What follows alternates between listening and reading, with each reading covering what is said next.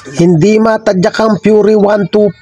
Saan nga ba nagmumula? Kaya naman sa bidyong ito ay ituturo ko sa inyo step by step kung paano tumbukin yung sira ng motor ni boss. Nasiraan siya sa Clark, Pampanga at pinacheck niya doon sa shop. Ang sinasabi, kailangan daw ibaba yung makina at gagastos ng 7,800. Kaya nagpasya na lang si boss na isakay na lang sa kulong-kulong at dinala rito sa ating shop. At kung sakaling ma-encounter nyo yung ganitong issue, dito muna tayo sa pinakamadali. Tanggalin lang natin yung cover na yan. I-check natin kung kumalas yung tornilyo, yung timing chain. So sa pagkakataong yan, good naman at wala namang kumalas. Ibig sabihin wala dyan ang issue. At isusunod naman natin dyan, i-try natin paikutin dito sa magneto gamit yung 17mm. So ayaw pa rin. Ngayon, i-try naman natin tanggalin yung kanyang spark plug. Minsan napuputol yung pinaka-tip nun o center electrode, kumakalang sa piston at kumakalso. Sa pagkakataong yan, good din yung kanyang spark plug at wala rin yung issue. At isusunod naman natin dito, tanggalin natin yung kanyang clutch cover. Minsan kasi rito sa ating clutch system, minsan may kumakalang o nabungi yung mga granahe. So yan ang susuriin natin bago natin ibaba yung makina. Dapat dito muna tayo sa pinaka-basic. So sipatin lang natin yung mga gear. Okay naman, so wala naman ako nakitang kumala. So ibig sabihin wala din dito yung issue. So ang susunod natin dyan, doon naman tayo sa kanyang magneto side. So pag wala dun sa magneto side, babanatan na natin yung kanyang cylinder head. Pero bago nga natin tirahin yung mismong makina, side by side muna para hindi mapagastos. Baka sakaling yun ang sira at hindi na gumastos pa ng malala si boss. O sinasabi sa shop na pinagtanungan niya, yun nga 7,800 at medyo napakabigat.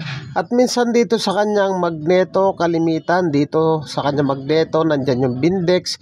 Minsan kumakalas, nahuhulog yung pinaka roller, kumakalang sa mga granahe. So ayan, ang gagawin lang natin dyan, tanggalin natin yung kanyang mismong magneto, gamitan natin ng puller.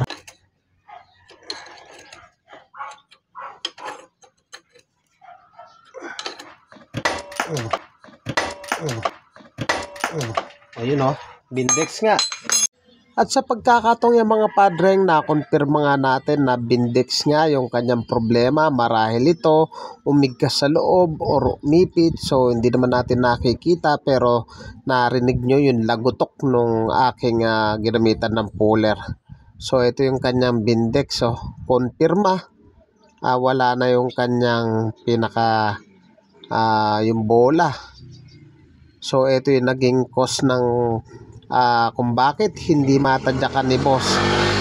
So ayan o, sira na siya at dapat na itong palitan.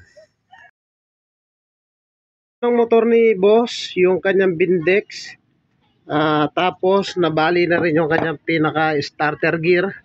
Ngayon lang nakabalik dahil walang mahanapang pyesa. Ayan o, nabali dito. Ayan o, nabali. So ito yung cause kung bakit hindi matadyakan. So ayan Ngayon ang gagawin natin para maiuwi lang nila.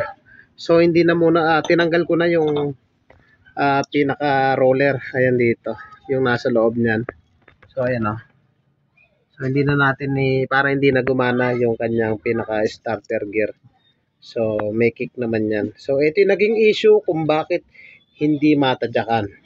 So mag-order na lang sa Shopee ng kapalit ng bindex tsaka yung starter gear. So ikakasunod natin yan. So yung mga padreng, ginabi sila idol sa wala nabilang pyesa, gasket, umikot pa. So pwede na nating paandarin kung tuluyang ng natatadyak. Pakistart mga dayo from Talimundok, Orani, Bataan. Ayan. Ayan natatadyak ka na. Ayan thank you daw. Mga padreng, kung nagustuhan mo yung ganitong tutorial at bago ka pa lang sa akin channel, huwag niyo pong kalimutan na paki-like, paki-subscribe at paki-hit na rin po yung notification bell para updated po kayo sa mga videos na kagaya nito. Thank you po sa inyo. God bless at mabuhay po kayo.